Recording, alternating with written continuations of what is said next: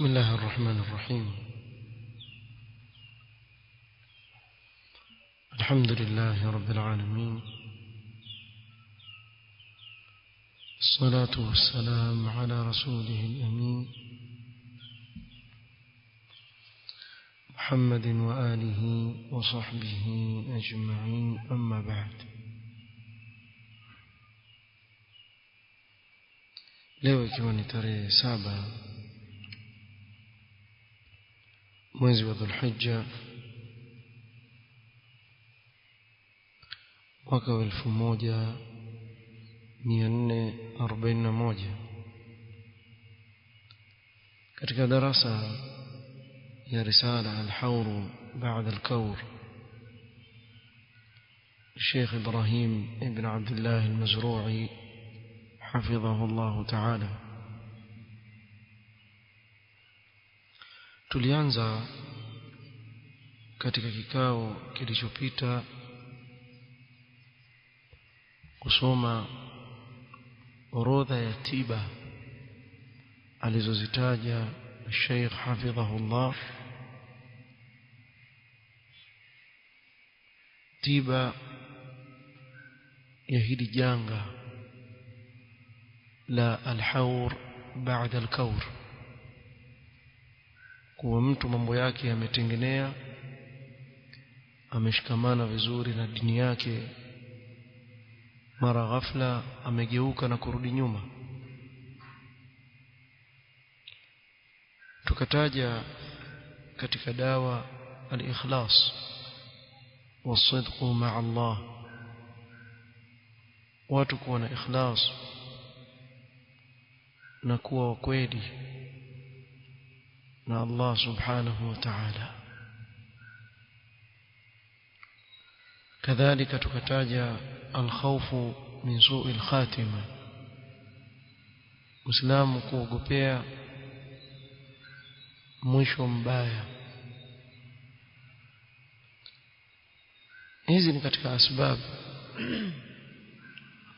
zinazompelekea Muislamu kudumu katika msimamo ya sawa. Jambo la tatu alilolitaja, qala ad-du'a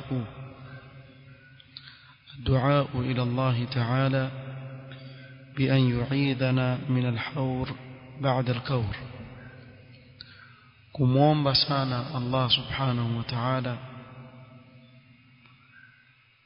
atuhifadhi na kutuepusha kutokamana na kurudi nyuma baada ya kuwa mtu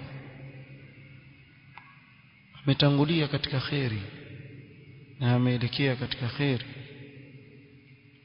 وقد مر معنا في أول البحث أن من دعائه صلى الله عليه وسلم ونعوذ بك من الحور بعد الكور. hii ilikuwa ni katika dua ya Mtume sallallahu alayhi wasallam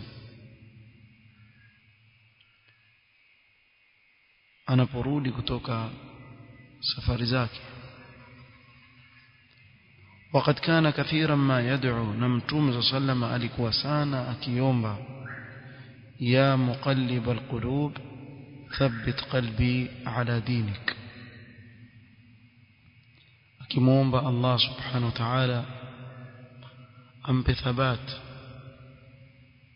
na amfanye kuwa imara katika dini ya Allah subhanahu wa ta'ala. وأمرنا أن نسأل الله أن يجدد الإيمان في قلوبنا, na Mtume sallallahu alaihi wasallam akatuamrisha dua ambayo wengi kati yetu sisi tuko katika ghafla, wengi tusahau sana kumuomba dua hii Allah subhanahu wa ta'ala, kuwa Allah ailete upya imani katika nyoyo zetu. Mtume sallama asema, innal imana la yakhlaqu fi jawfi ahadikum kama yakhlaqu thawb, iman huchakaa katika moyo wa mmoja wenu kama inavyochakaa nguo, kama vile nguo ukivaa muda mrefu ya wakuku, kadhalika imani yachakaa katika moyo. fas'alu Allah an yujaddida al-iman fi qulubikum, basi muombeni Allah ailete upya kila mara iman katika nyoyo zenu. فعلينا من الإكثار من الدعاء، ni juu yetu tukithirishe kumuomba sana Allah subhanahu wa ta'ala atubakishe tuwe imara katika misimamo ya kisawasawa, kwa sababu mwanadamu ni dhaifu, wakati wowote aweza kubadilika. Wala wewe kusimama katika njia sawa si kwa uwerevu, bali ni kwa taufiki ya Allah subhanahu wa ta'ala.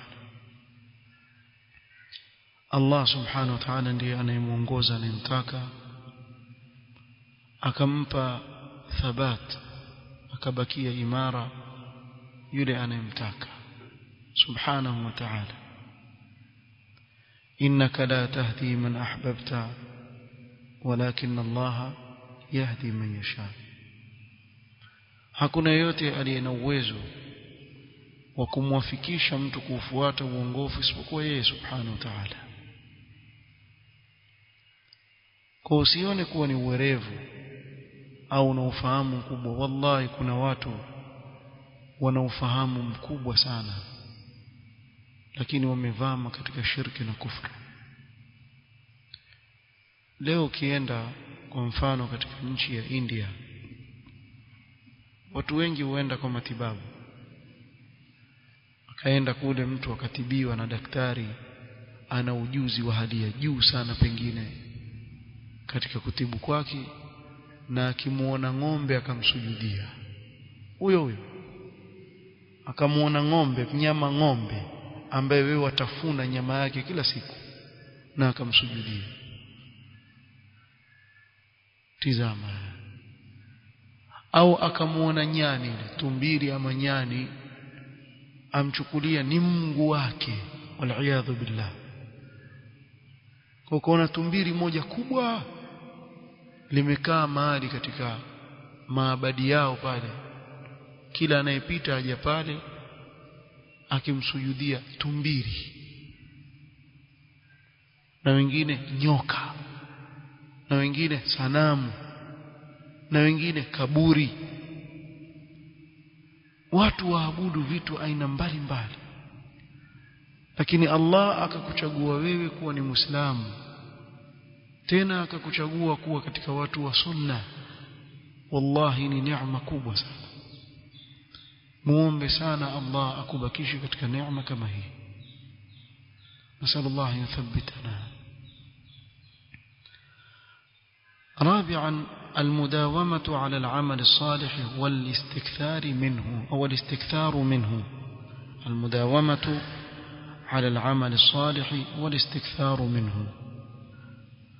katika mambo yanayomsaidia Muislamu kubakia imara katika dini yake, kudumu katika kufanya amali njema na kukithirisha katika kufanya amali njema.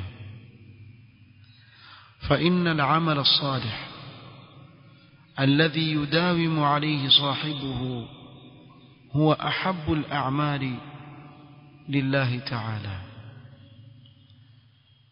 amali njema ambayo Muislamu hudumu nayo yapendeza zaidi kwa Allah subhanahu wa ta'ala, hata ikiwa ni chache, kama qala sallallahu alayhi wasallam, wa anna ahabba al-a'mali ila Allah adwamuha. Amali inayopendeza zaidi mbele ya Allah subhanahu wa ta'ala ni ile inayodumu.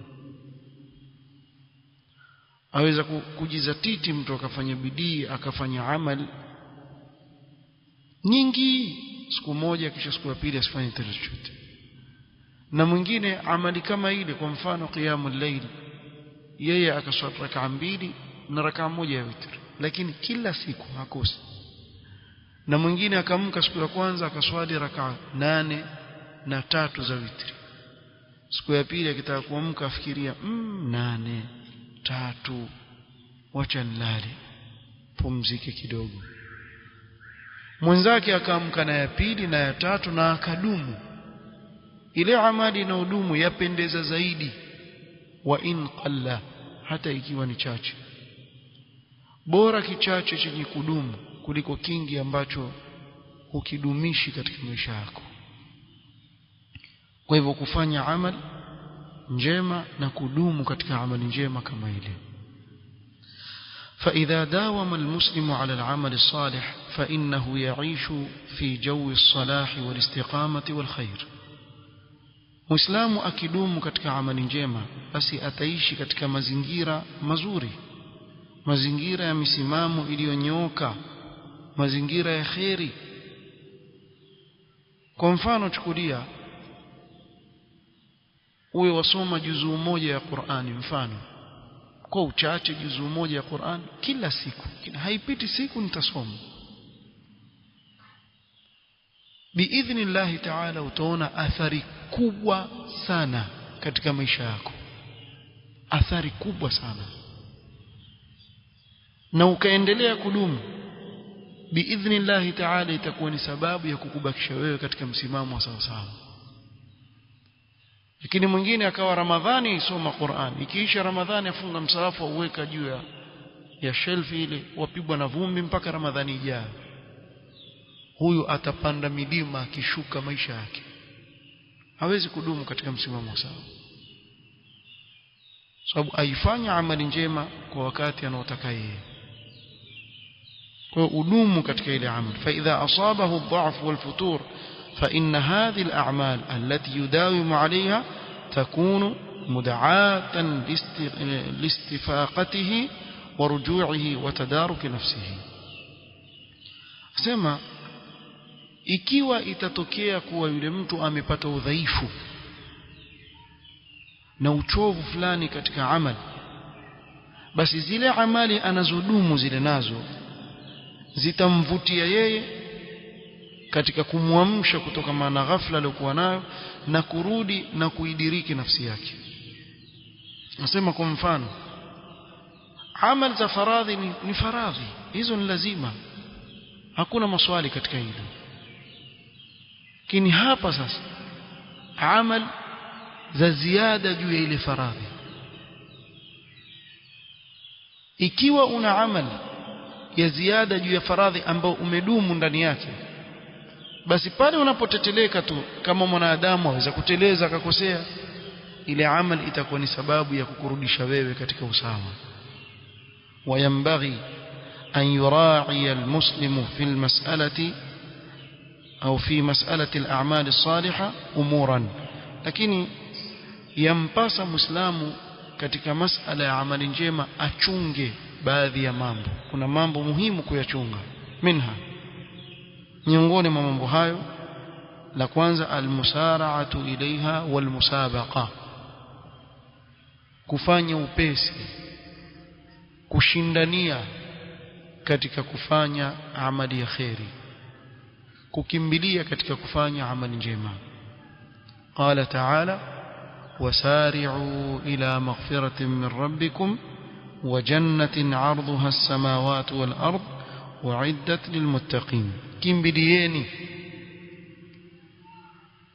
kimbilieni maghfira ya Mola wenu, shindaneni katika kutafuta maghfira ya Allah subhanahu wa ta'ala na janna ambayo upana wake ni mbingu na ardhi. Huo ni upana na urefu Allahu a'lam. Hii wameandaliwa wenye kumcha Allah subhanahu wa ta'ala. Ashahid wasari'u ila maghfiratin min rabbikum. Kadhalika jambo la kuchunga walistimraru alaiha walmuhafadha, kuendelea katika kufanya ile amali na kuihifadhi, kudumu katika ile amali. وما يزال عبدي يتقرب إلي بالنوافل حتى أحبه. Allah subhanahu wa ta'ala katika hadith qudsi yasema, na hata wacha mja wangu kujikaribisha kwangu mimi kwa ibada za sunna, nawafil. swala za sunna, somo za sunna, sadaqat, hatta uhibbahu, mpaka atafikia daraja nimpende.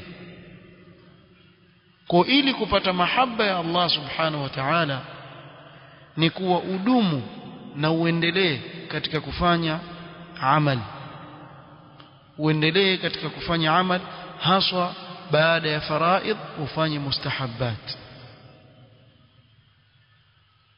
كذلك والاجتهاد فيها والاكثار منها والتنويع فيها حتى لا تمل النفس.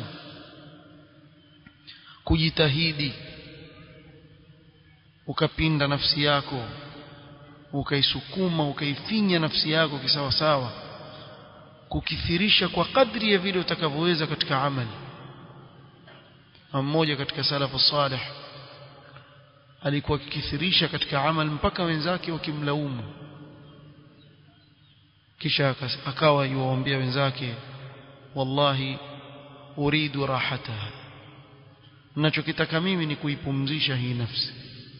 Kwa nini? Kwa sababu hapa duniani tumeletwa kufanya amali. Kwa hivyo kila ukifanya amali, ile nafsi yako itapumzika zaidi baada ya wewe kuondoka duniani.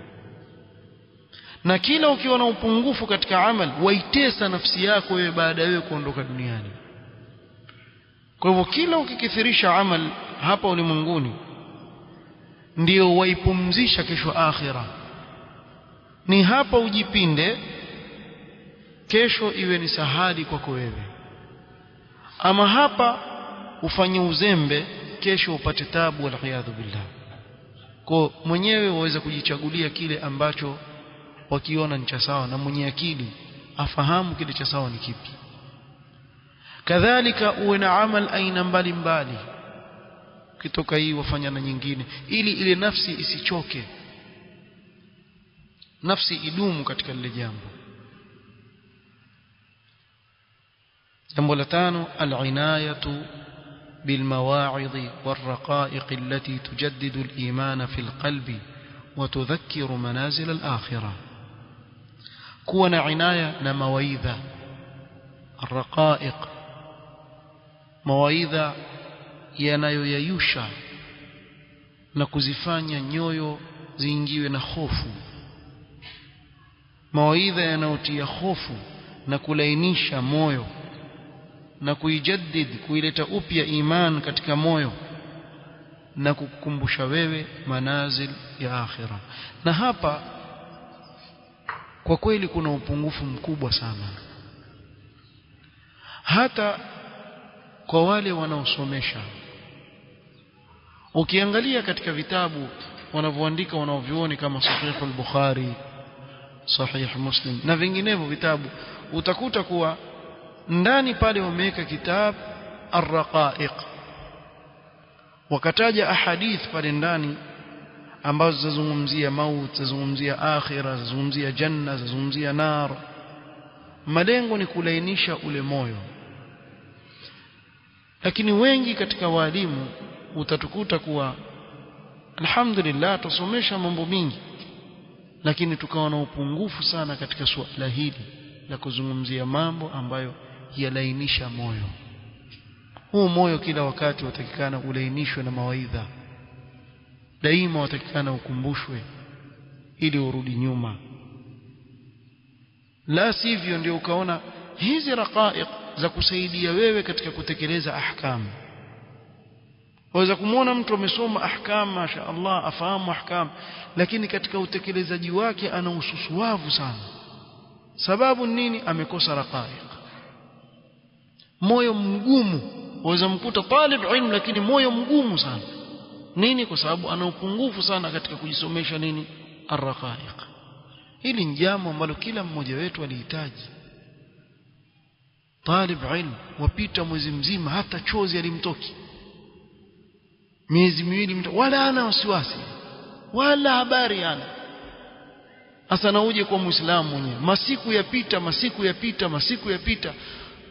basi chozi halikutoki kwa kumwogopa Allah subhanahu wa ta'ala, wala habari una wewe, hata habari una, wajiona uko sawa, sio? Ama waona ni kule mtu kutokwa na chozi uone ni udhaifu. La wallah, Umar al-Khattab radhiyallahu anhu alikuwa na nguvu sana katika haki, lakini ukimsoma alikuwa na alama mbili katika uso wake chini ya macho yake kwa wingi wa kulia, mpaka imemtoa alama wingi wa kulia radhiyallahu anhu. Nyote masoma Mtume sallam alipokuwa katika maradhi yake ya mauti alayhi salatu wassalam alikuwa akisema muru Aba Bakr falyusalli bin nas.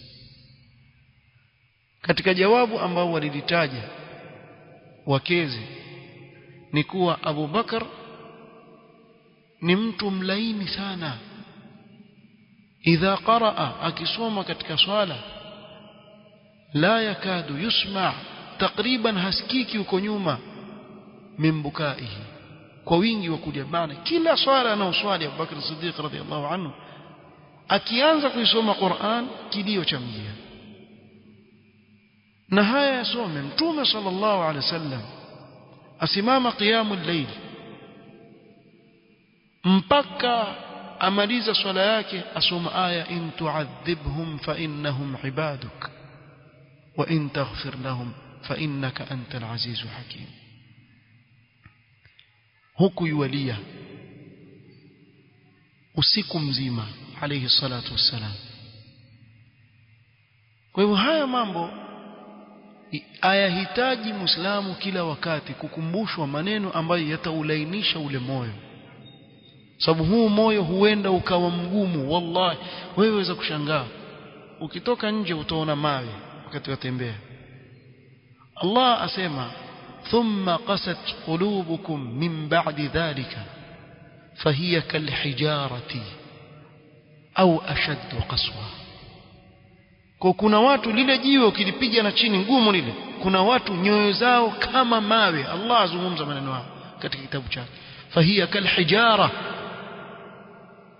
bali wengine ni nyoyo ngumu kuliko hata jiwe, ngumu sana moyo wake, hajali kile anachokifanya. Sasa yupo tu, huu moyo wahitaji kulainishwa. Si wakawe huoni kama una matatizo katika moyo wako, kuwa huwa mgumu moyo wako, ukatafuta njia kuile. Na hakuna kinacholainisha moyo kama kukisoma kitabu cha Allah kwa kukizingatia. Wallahi hakuna mfano wake. Allah subhanahu wa ta'ala asema idha tutla alayhim ayatul rahman kharru sujadan wa bukiya. Aya za Allah zaliza,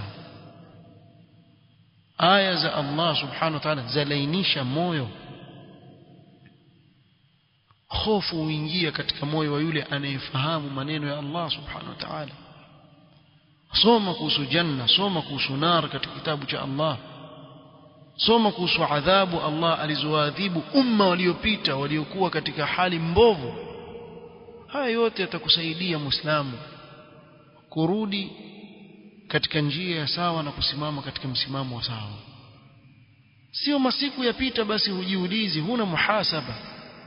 Sote tunahitaji hili jambo, kukaa chini.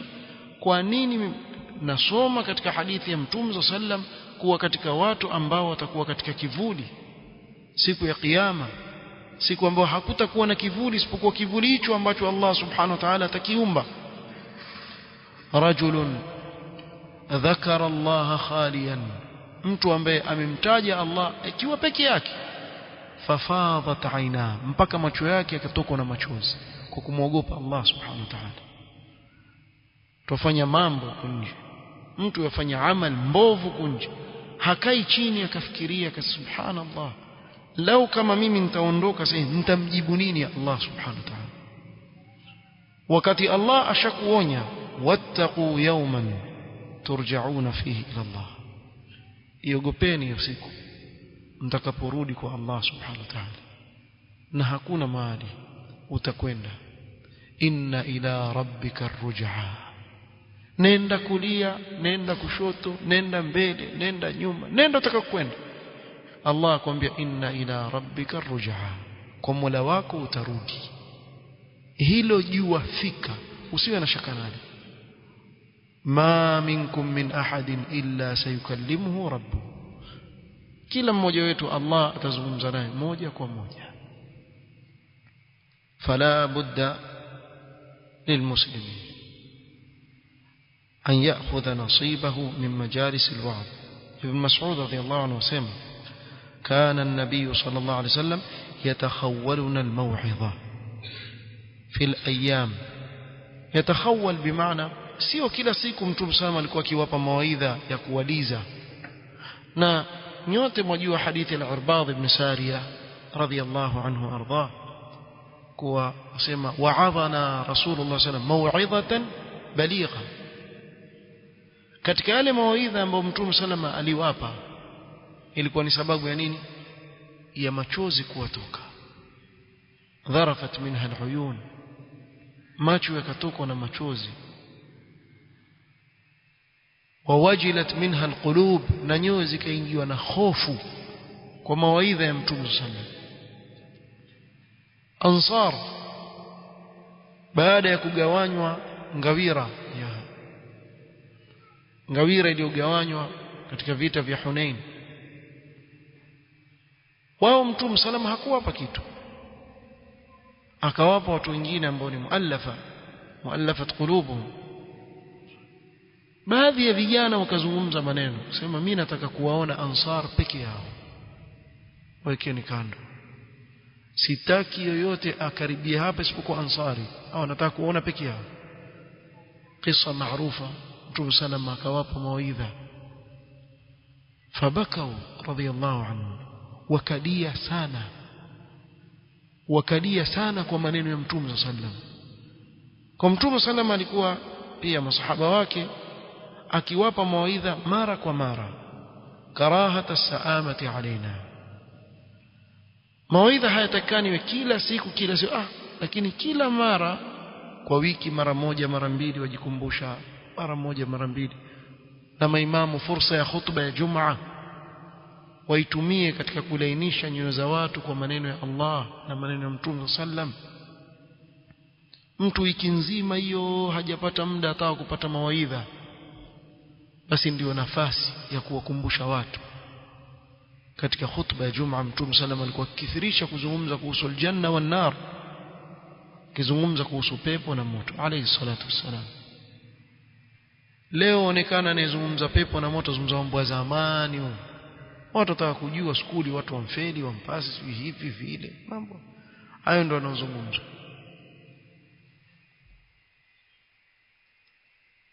قال فلا بد للمسلم أن يأخذ نصيبه من مجالس الوعظ وكتب الرقائق والمواعظ وأشرطتها أيضا. hana budi Muislamu apate sehemu yake katika vikao vya mawaidha, vitabu vya kulainisha nyoyo, mawaidha, kaseti za kusikiliza za mawaidha. Hili ni jambo la 5. kumalizia la 6, قال وهناك وسائل كثيرة أخرى لعلاج ظاهرة الحور بعد الكور. na kuna njia nyingine nyingi ambazo ni dawa ya hili jambo ambalo limeenea leo la watu kurudi nyuma kutoka katika msimamo ya sawa, mambo yake mtu akamharibikia baada ya kuwa amenyooka. Minha, miongoni mwa hayo, dhikrullahi ta'ala, kumtaja Allah subhanahu wa ta'ala, kukithirisha kumtaja Allah kwa lainisha nyoyo. Qisarul amal, kadhalika kutokuwa na matumaini makubwa katika hii dunia. Kuna watu wakikaa katika dunia hii apanga tu, umri wake ashafika miaka 50 kwa mfano, yeye ana mipango miaka 30 40 atakayokuja, na yuona ataishi. Sijui kwa nini binadamu tuko hivi. Yani mtu akaa hafikirii kabisa kuwa sasa hivi naweza kuanguka. Mara nyingi utamwona mtu amekaa afikiria tu, kisha alafu nitatubu, nikifikia hapa nitatubu, lakini sasa bado kuna muda hauko katika mikono yako, katika mikono ya Allah subhanahu wa ta'ala. Ta'dhimu hurumatillah, kuadhimisha vitukufu vya Allah subhanahu wa ta'ala. maneno ya Allah, sha'air, kama kwa mfano leo udhiya, watu watachinja. Usifanye istihza na ibada hii, sababu kishafanya istihza ule moyo wa mgumu shekhi. Ufanye istihza na mtu ameweka ndevu ama amevaa nguo amenyanyua, ufanye istihza. Usifanye istihza na shaira za dini ya Allah. Atafakuru fi haqarati dunya, kadhalika kufikiria utoevu wa dunia, kuwa dunia si chochote.